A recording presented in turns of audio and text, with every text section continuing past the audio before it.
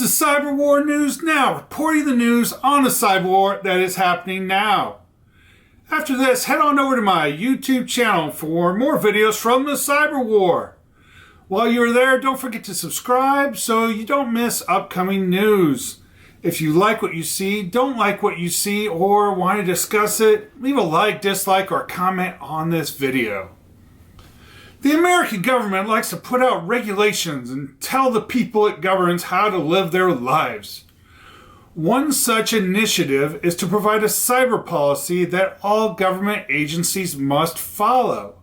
However, it is not just the agencies, but if you want to do business with the agencies, your company has to meet the standard too. A recent report says that the government hasn't been doing much in the way of cyber hygiene, with 8 government agencies failing a congressional audit. A new report published by the U.S. Senate reveals a decade-long string of failures on the part of 8 government agencies who failed to follow basic cybersecurity protocols and exposed their networks and U.S. citizens' personal data to attackers. U.S. Senate Permanent Subcommittee on Investigations, PSI, investigators reviewed the past 10 years of an Inspector General reports on compliance with federal information security standards.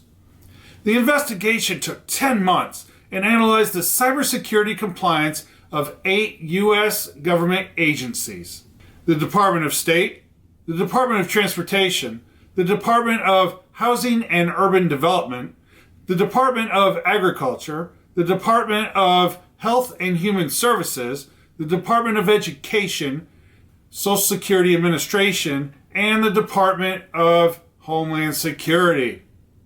The investigation effectively compiled a slew of bad practices and gigantic failures in the activities of the 8 of these agencies into one big report, putting in perspective the sad state of the U.S. government's cybersecurity posture.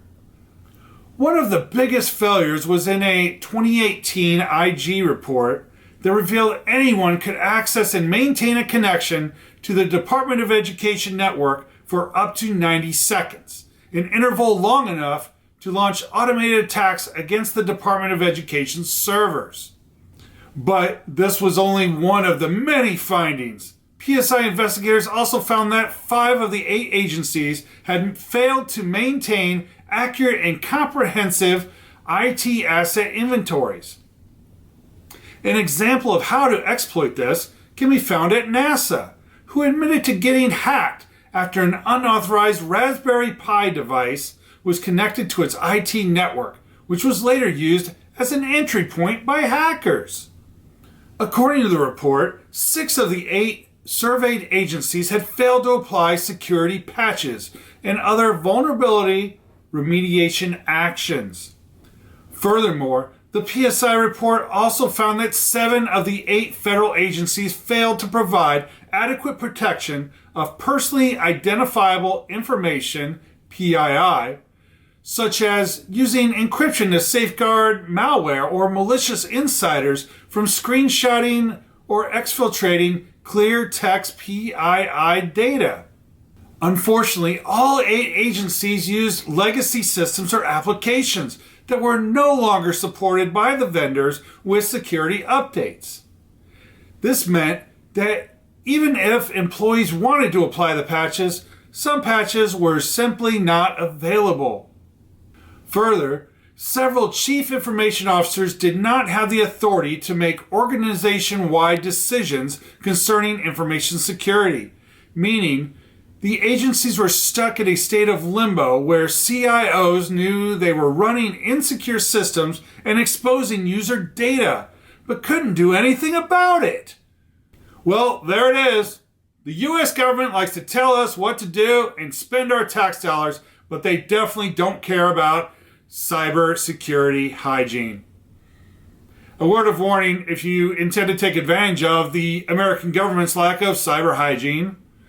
The Computer Fraud and Abuse Act specifically covers protected computers, which include all government systems. Even if you can, it doesn't mean you should. In a war we cannot see, knowledge is your only defense. Don't forget to subscribe to my YouTube channel where you can subscribe, share, like, and comment on all the videos from Cyber War News Now. And we will see you next time.